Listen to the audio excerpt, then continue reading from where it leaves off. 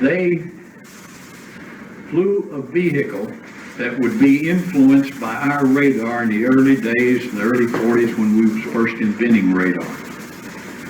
And we come to find out that we could interfere with their propulsion systems if they were slow and if they were low.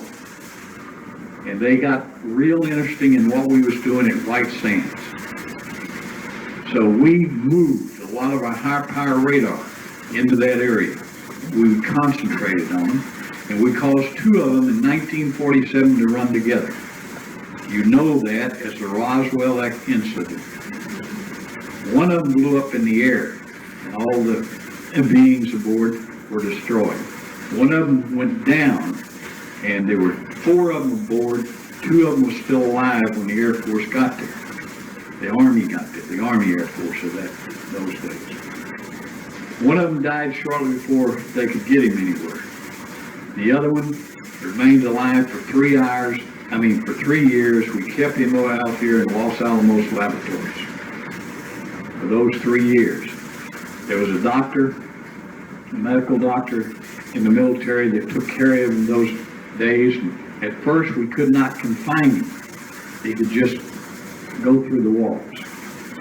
So we had to build a Faraday cage, electromagnetic cage around the building that we held him in. After that, when we could confine him, he began to tell us truth. We think it was the truth. Okay, prior to that, he could tell what the question was, and he already had the answer. He could tell what answer we wanted to hear, and he'd tell us the answer.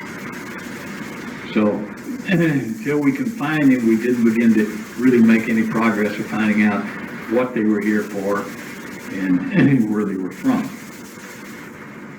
When he died, and we don't know why, it was just maybe some that affected his system, which his system was different. They turn everything into liquid, and they don't have a digestive system like we do. And they do not reproduce. They're one of the light beings that's created for a certain purpose, and sometimes you can destroy them, we can destroy them, we have did that purposely and sometimes accidentally. They really do not need bodies if they're traveling through space or they're traveling through time. But to manipulate things in a solar system in which they go to, they take on the molecules of that solar system and they make them a body that they can use and manipulate. The body is of no use to them when they leave here. They leave it behind or it just dematerializes. They are the workers. The ones that are about 5'5", you've heard this, blonde, pale, so on and so forth, that kind of look like a blonde person that's been in the sun too long. Their skin is like it's exposed to the sun too long and it's kind of reddish. And they come from a different place. And they seem to be in charge, or at least the Greys refer to them for certain decisions, but their missions are separate. And sometimes they cooperate, sometimes they don't. Only when their missions cross do they cooperate. Each have robots, okay? These are not light beings, they're manufactured beings that they can send into dangerous places that they could not withstand, either for their makeup or the bodies they've adapted with while they're here. And these robotic beings, surprisingly, you go back 25 years in, Star Wars, which there's been a purpose behind Star Wars. If you will think, or if you're a Star Wars fan or a Trekkie, you go back, you'll see how many amazing things that was first portrayed on Star Wars that we have nowadays. So we have robotic, almost like a Mr. Dana, okay, that our government uses. You know that.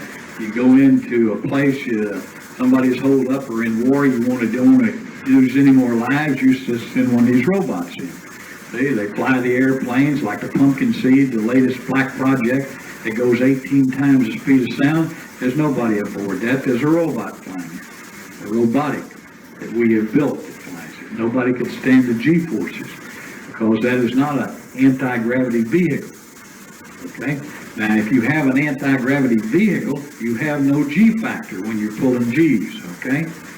But that airplane, the SR-75 and the Roar, they are not anti-magnetic driven vehicles. The Black Manta is. It's a triangular shaped vehicle, and it has electromagnetic anti-gravity engines. Flies those out of Kirtland.